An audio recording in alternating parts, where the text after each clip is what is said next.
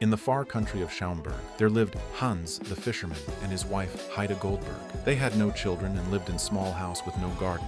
Their life was ordinary. They had nobody. Hans would wake at the crack of dawn, and he would make his way to the sea.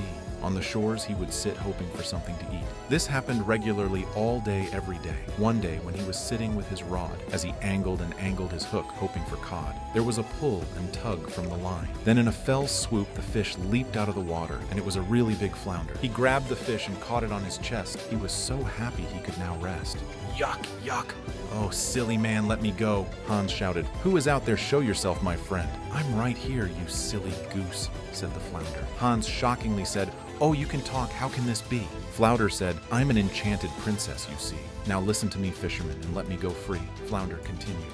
I don't taste well, this I guarantee. Follow for part 2. Thanks for watching. Hans the fisherman smelled and smelled.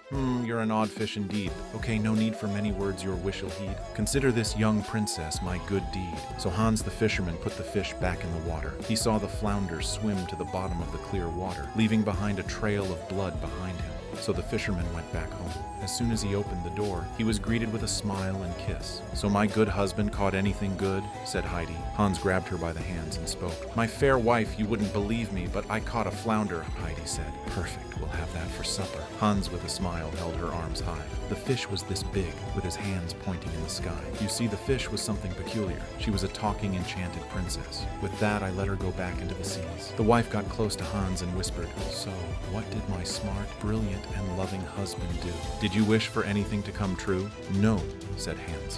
What should I wish for? Oh, my dear, said the wife.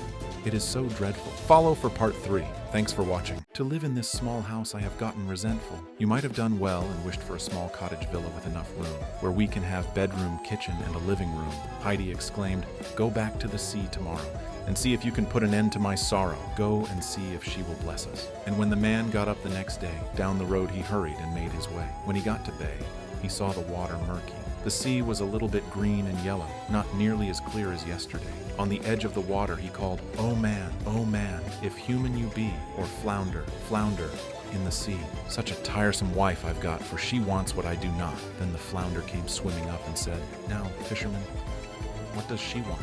Hans the fisherman said, My wife told me that when I had caught you, I ought to have wished for something for freeing you. You see, she grew tired of our small house on the hill. She would rather have a small cottage villa, if you will, with enough rooms for me and my wife, so we can enjoy a peaceful life. The water started to boil and glow. No need to speak any further and just go. Follow for part 4. Thanks for watching. You see, she has it already. With that, Hans thanked her merrily, and off he went home in a hurry. Hans was amazed at what he saw. What used to be single room, he dropped his jaw. There is now a kitchen, living, master's, guest, and workroom. As he looked around all the great improvement, Hans, look, isn't it nice? Said the wife. Hans looked at her with joy and said to thee, If this can only last, we shall be very well contented, can't you see? Heidi looked around and smiled. Indeed, but we will see. So all went well for a week or a fortnight. It was then the wife asked her husband forthright, Look here, my dear husband, a cottage villa is swell, but I grew tired of this living space we dwell. But I think we should live in a manor. I want a lush garden with a large pig pen. Oh, and don't forget a small barn for the hen. So go back to the flounder right now. Ask if she can grant us our wish. Make haste before she vanishes. My dear wife, the cottage villa is good enough. What do you want a manor for?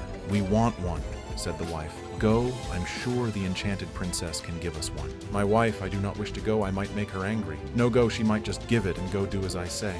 Follow for part 5. Thanks. The man felt very reluctant and unwilling. This is not right. In his head, he heard wife wailing. As the man got to the sea, he barely recognized it. The water was not clear, but purple and dark blue. As Hans stood on the shore, he called, oh man, if human you be, or flounder, flounder, in the sea. Such a tiresome wife I've got, for she wants what I do not. Frou the water the flounder surfaced. Now then, what does she want? Said the flounder. The man, frightened, looked down and asked, She wants a large manor with a field, a barn, and an ass. Enough, no need to explain, and just go, said the princess.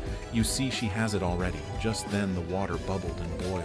The water grew darker with a type of oil. Hans bowed and gave his thanks. When Hans got home, the hills were gone. There are now fields of wheat with a barn. There were busy farm hands all around, his wife waving at him holding a basket. Come quick and sit, drink before the sunset. So they dined and laughed the night away. Inside the manor that they danced and sway. Indeed, the flounder didn't disappoint. They had everything they wished for. Follow for part 6. Thanks for watching. Is this not beautiful? Said the wife. Oh yes, dear, I wish to live here all my life. and to be very well contented with my wife. We will see about that, said the wife. Days pass and the quite didn't last. A castle for I will be queen, and you my king. Hans' jaw dropped as he heard her ring. If you really love me, you will make it happen. Hans looked at her and said, but don't we have enough? No, Heidi yelled at Hans. So Hans nodded. Okay. The man went tired and exhausted. It is not the right thing to do, not at all the right thing. Hans kicked and spat as he went on his way. When he got to the sea, the water was oily, dark gray. As Hans stood on the shore, he called, oh man, if human you be, or flounder, flounder in the sea.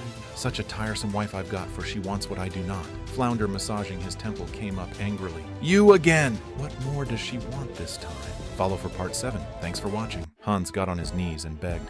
She wants to be ruler, you see, sighed Hans. Flounder said, oh, so a kingdom is what she needs? So you wish to be king, and her your queen? Go home and be gone, for it is already done. When Hans got home to his wife, he found all the fields have gone, the cows and hens nowhere to be found. What was left was swampy marshlands, with a small house that is held up with bands. The flounder word stayed true, gave them a vast kingdom to rule. Hans and Heidi were known as the king of the swamp. The swamp was vast and wide, so there the couple to this day reside.